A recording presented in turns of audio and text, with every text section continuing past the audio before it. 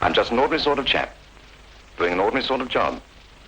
No excitement, no suspense, nothing to run away from.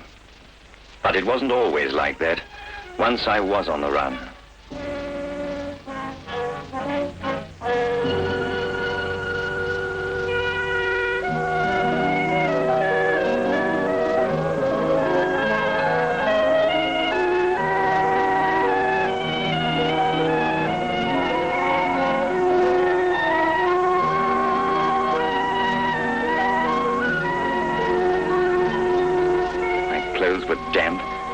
I was cold through and through. What on earth was I doing sitting on the edge of this cliff?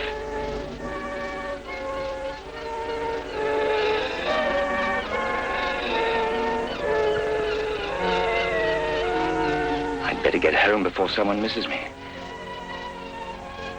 Home. But where was home? Oh, my head. Panic seized me as I realized I could not remember where I lived. Or even worse, my own name.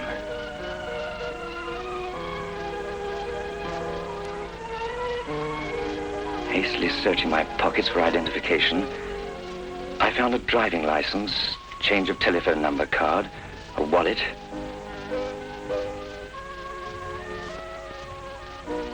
and a letter addressed to Professor Pendlebury. Pendlebury? Just didn't mean a thing. I opened the letter and began to read it.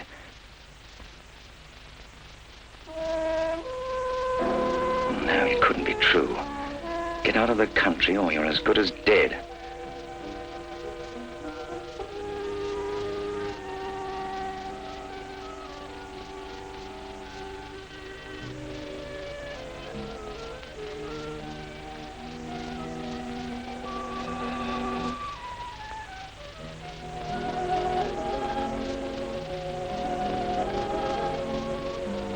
Oh, God, who am I? What have I done?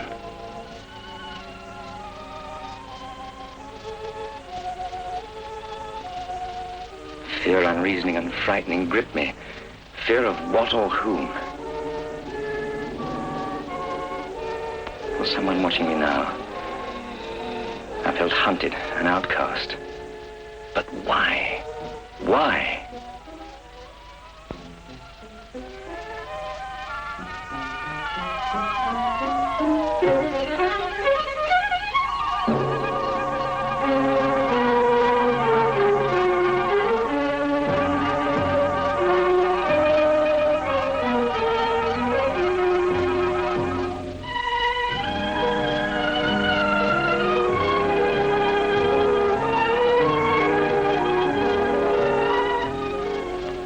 Walking along the promenade, trying to find a solution to my problems, the first person I saw was a policeman. Were the police looking for me? Quickly I stopped, pretending to tie my shoelace. Almost without breathing, I waited, sensing his look, and the unutterable relief as he passed on.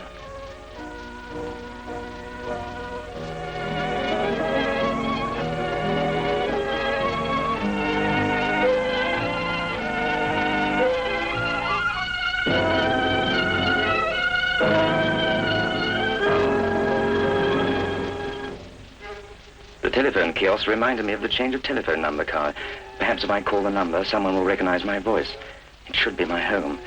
Feeling for some coppers, I suddenly realized that I had no money. But what was this? A postal order for 3 and 6pence. Now what should I do?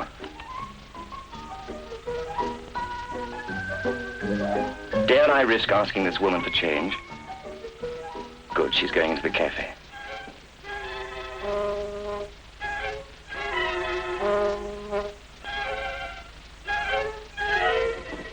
Plucking up courage, I approached the window.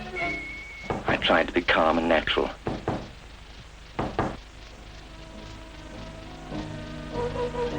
Asked her if she could cash the postal order so that I might use the telephone.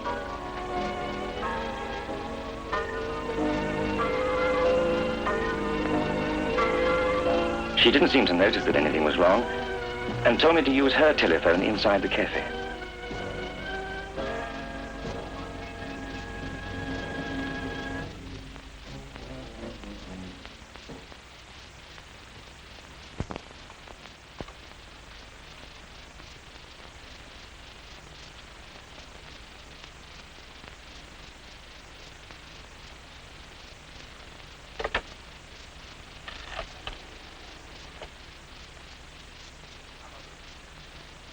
want Teddington, 24751, please.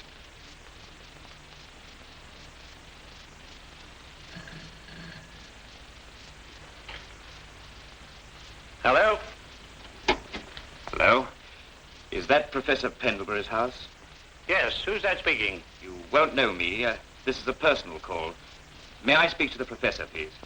He's not in. Who is that? Look, do you know if he's gone to the seaside? Here, check this call outside, quick. We don't know where he's gone. Will you please give me your name? This is a police officer.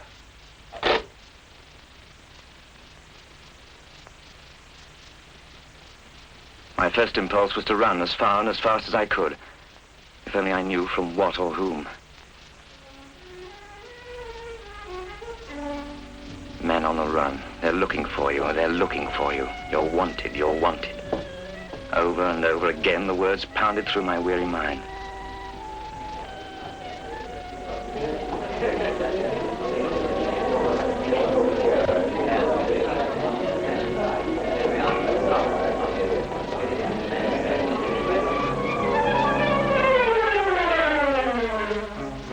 All this time, I'd been walking aimlessly, first trying to lose myself in the crowd, and then seeking the sanctuary of a deserted part of the beach, and all the while trying desperately to force the past to become the present.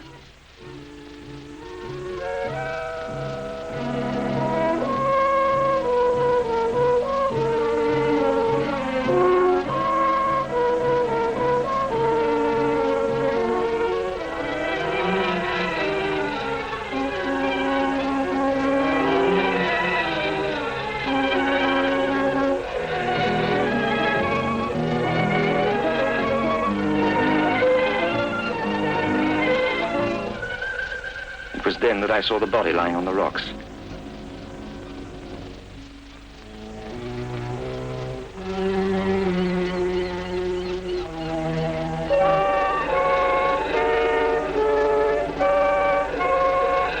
In my overawed state, craftily, I thought only of myself.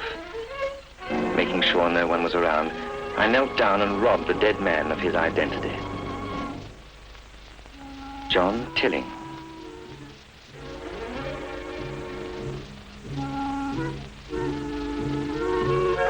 Still his troubles were over, and I was now John Tilling.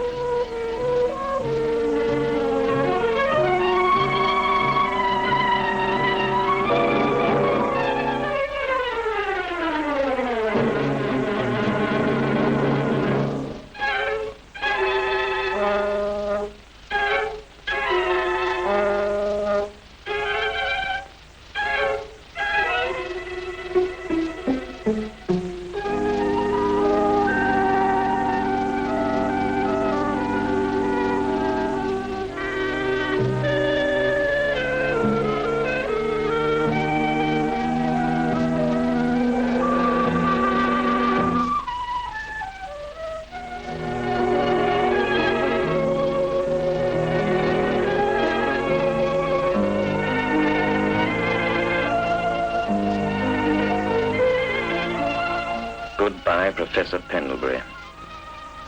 John Tilling, I had a name, and I should have felt better.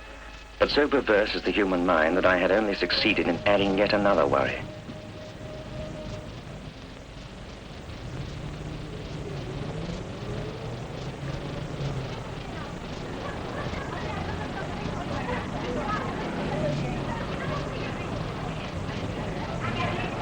I felt like a criminal. All the things I had ever read or heard of, the despoilers of the dead, rushed towards me. Could I really be like that?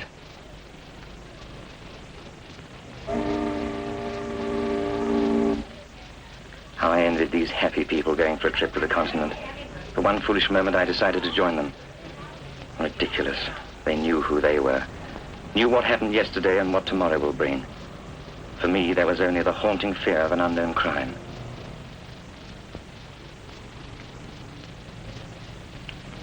Perhaps this paper will help to solve my mystery.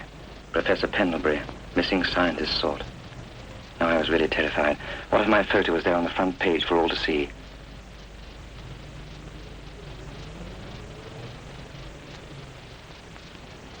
I sought the safety of a small hotel.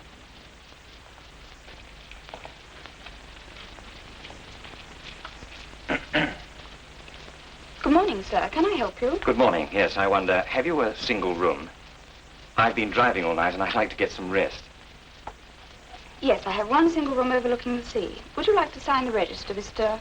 Tilling, John Tilling. Mr. Tilling?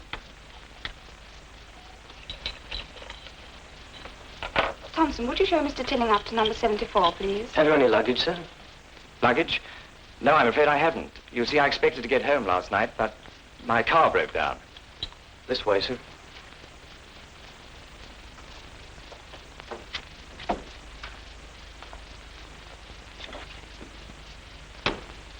Here you are, sir. Here's your key. Thank you. Look, I don't want to be disturbed until tomorrow morning. Call me at 8, will you? Yes, Mr. Tilling. Oh, thank you, sir.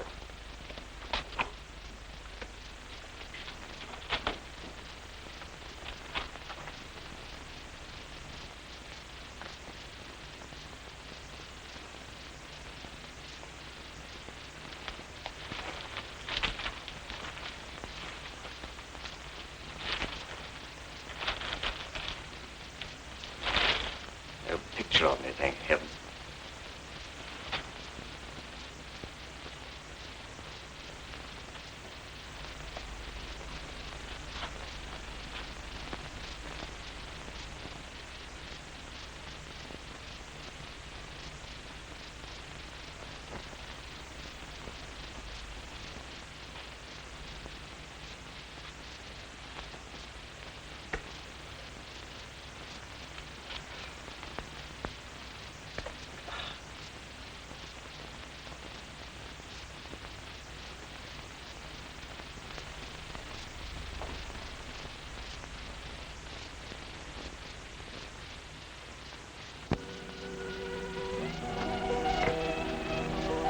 Hello. Will you give me the police station? Central Police Station. This is Mrs. John Tilling at the Clayton Hotel. My husband went out after dinner last night and hasn't come back. Will you give me his description and describe what he was wearing? And we'll get on to it right away, madam.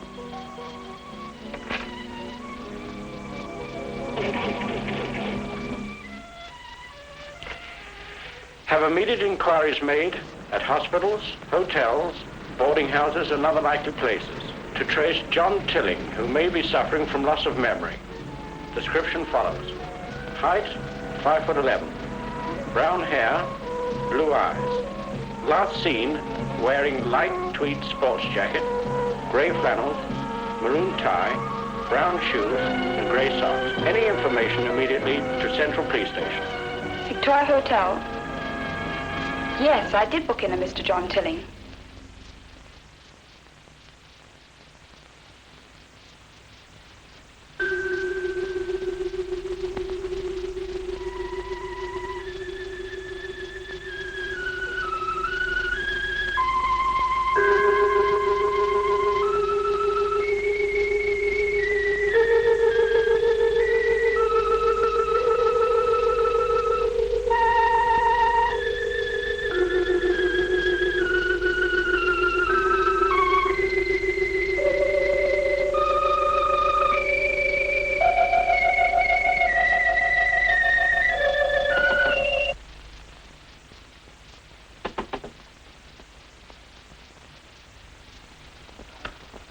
Come in. Sorry to wake you up, Mr. Tilling, but there's a policeman outside. He wants to see you. I told him you'd left strict instructions not to be woken up until 8 o'clock tomorrow morning, but he insisted. He said it was very urgent. Who did he ask for? Well, you, Mr. Tilling. Do you want to see him in here, or shall I tell him to wait in the lounge? I'd better see him in here. Show him in, will you?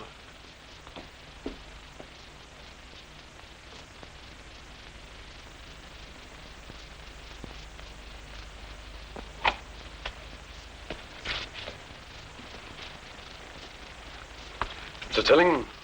Yes? John Tilling? Yes? I'm Sergeant Woodlow of the Seaford Police.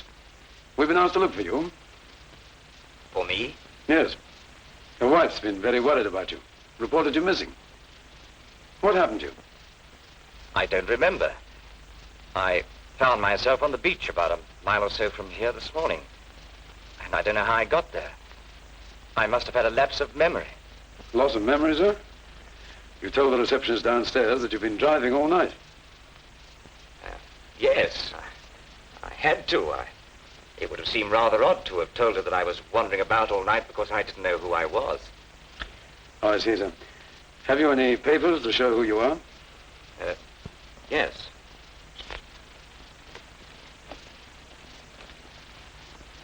I was going to get in touch with that address. And you say your memory hasn't returned yet? No, I can't remember. Well, your wife's on the way to the police station now to identify you. I'll wait downstairs while you get dressed.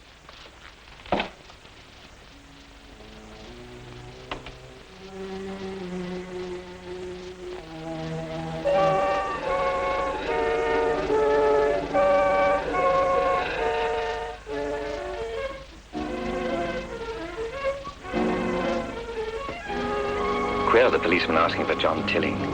Surely they must be searching for James Pendlebury, scientist and traitor.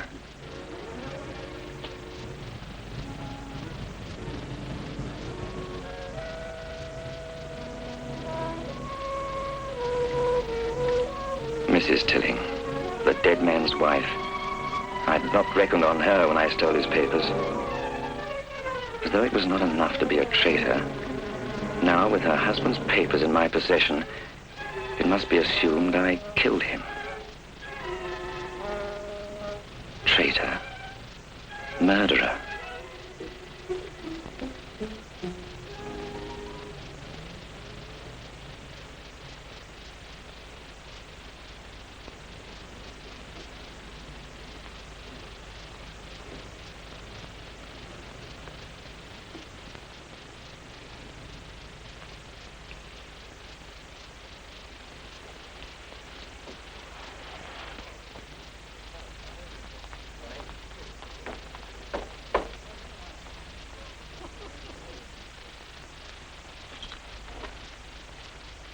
My bill, please. Yes, sir.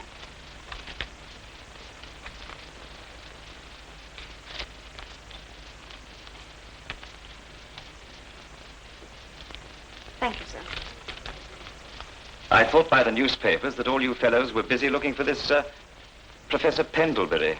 The atomic scientist chap? Yes. No, we haven't found him yet. But he won't get far. We generally get him, you know.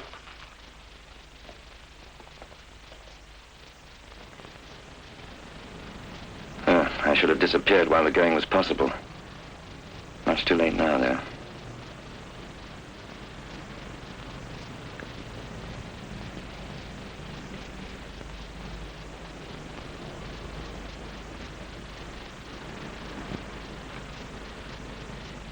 Mrs. Tilling, how could I face her? My shame engulfed me, but there was no escape. Now for it. This is the moment when she will say, "This man is not my husband." I'll tell Mrs. Tilling you're here. Your husband, Mrs. Tilling?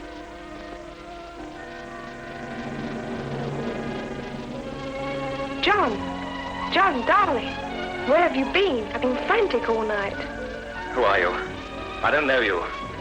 I've never seen you before. He doesn't seem to recognize you, madam. Are you sure he's your husband? Of course I'm sure. Will you please listen to me? I'm trying to tell you that I've never seen him. Sergeant Whitlow, CID here. No, are you Thompson here? Unidentified body. Found on the beach of Terrence Bay. Yes, I know. The Puerto Rico Point.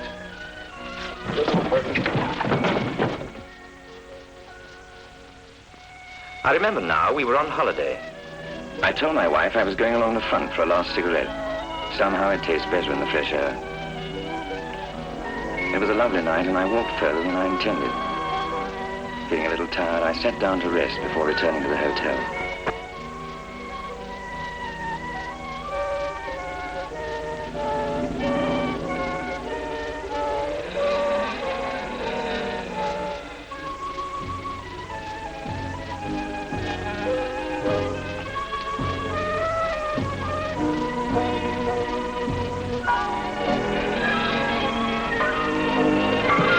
I didn't remember anything after the first agonizing moment of pain, until that second bang on the head in the police station.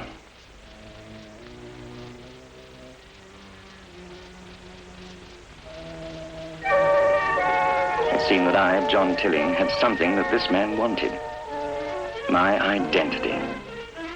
Having made me hors de combat, he stole my papers. And not satisfied with this, he tried to roll me over the top.